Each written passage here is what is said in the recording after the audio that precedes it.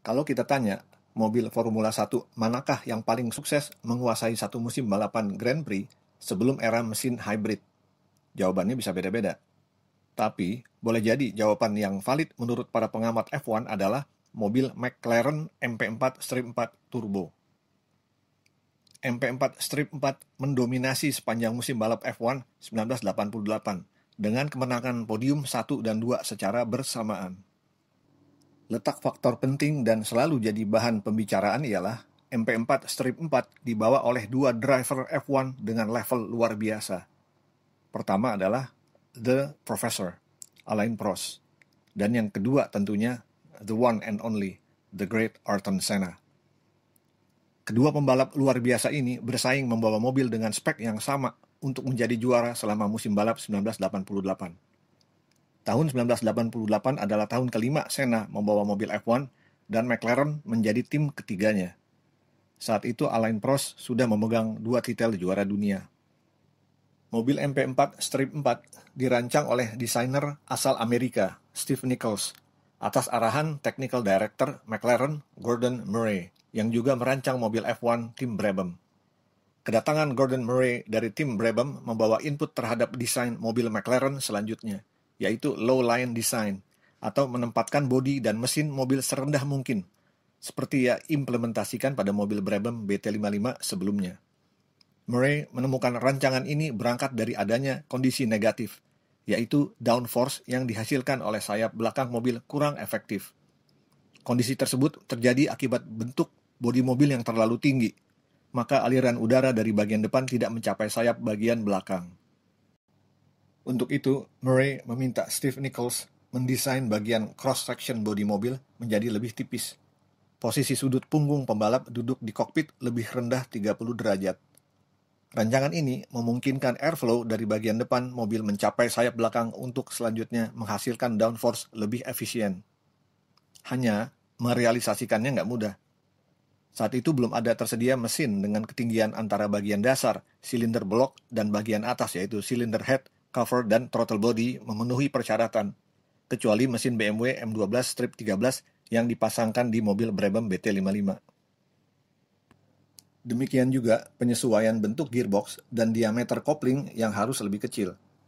Walaupun mesin TAG Porsche TTE PO1 V6 Turbo sebagai sumber horsepower sudah mengantar pembalap McLaren merebut 3 titel juara dunia, tapi di tahun 1987 terlihat mulai kalah performa dengan mesin Honda yang dipakai oleh tim Williams dan Lotus.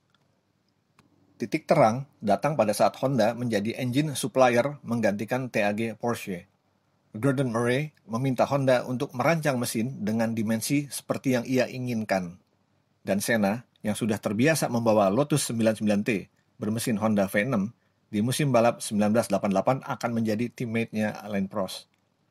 Bodi MP4-4 dirancang dengan garis yang rendah mirip dengan bodi Brabham BT55. Posisi duduk pembalap menjadi lebih rebah dari sebelumnya, membuat bagian depan mobil lebih panjang. Bodi bagian dalam atau bed tub terbuat dari carbon fiber monocoque.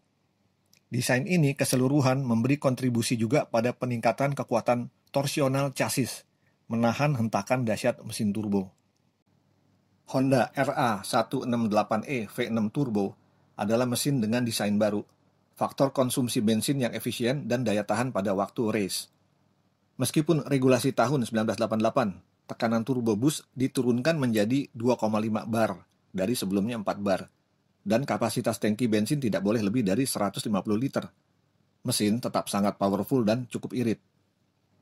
Gordon Murray nggak perlu mencari lagi kopling berdiameter kecil untuk mesin Honda, karena pembuat kopling Tilton sudah mempunyai kopling karbon berdiameter 5,5 inci yang mereka develop untuk mobil Lotus tahun 1987. Kopling karbon Tilton memiliki keunggulan, yaitu inersia yang rendah, efisiensi penyaluran panas, beroperasi secara halus, dan kuat menerima beban torsi besar. Kemudian, untuk mendapatkan gearbox dengan ukuran dimensi mengikuti mesin Honda, Gordon Murray meminta produsen gearbox Amerika yaitu Pete Weisman, yang memang sudah lama berkolaborasi mensuplai tim Brabham. Bentuk gearbox harus mengikuti letak poros crankshaft yang rendah. Karena rendahnya poros crankshaft, Untuk meneruskan power ke as roda belakang di mana posisinya lebih tinggi, dibutuhkan rangkaian gear bertingkat dengan 3 shaft. Sama seperti mesin Honda, untuk pelumasan gearbox memakai sistem dry sump supaya penyebaran oli bisa rata ke seluruh area internal, meskipun pada putaran tinggi dan terpengaruh oleh besarnya tekanan gravitasi pada saat mobil berbelok. Juga menjaga temperatur tetap stabil. Pada waktu balapan, mesin Honda RA168E V6 Turbo ini menyemburkan maksimum 700 horsepower di ban belakang pada putaran 12.500 rpm. Torsi puncak 420 Nm di 10.000 rpm dengan turbo boost maksimum 2,5 bar mengikuti regulasi. Di musim balap sebelumnya, turbo boost dibolehkan mencapai 4 bar, memproduksi antara 850 sampai 900 horsepower pada waktu race. Layout mesin ialah V6 silinder, sudut 80 derajat, 1494 cc. Rasio bore kali stroke yang over square, yaitu 79 kali 50,8 mm. Rasio kompresi statik piston 9,4 berbanding 1. Twin turbo memakai merek Ihi. Berat mesin keseluruhan 146 kg. Mengejar berkurangnya horsepower akibat regulasi turbo boost diturunkan ke 2,5 bar, Honda menaikkan kompresi statik piston menjadi 9,4 berbanding 1. Efisiensi pembakaran bertambah besar, hanya yang harus diperhatikan ialah faktor terjadi detonasi. Untuk menghindari terjadi detonasi, Honda memakai bensin khusus yang diracik bersama Shell. Ramuan ini juga membantu penyaluran torsi pada rentang RPM yang lebih panjang.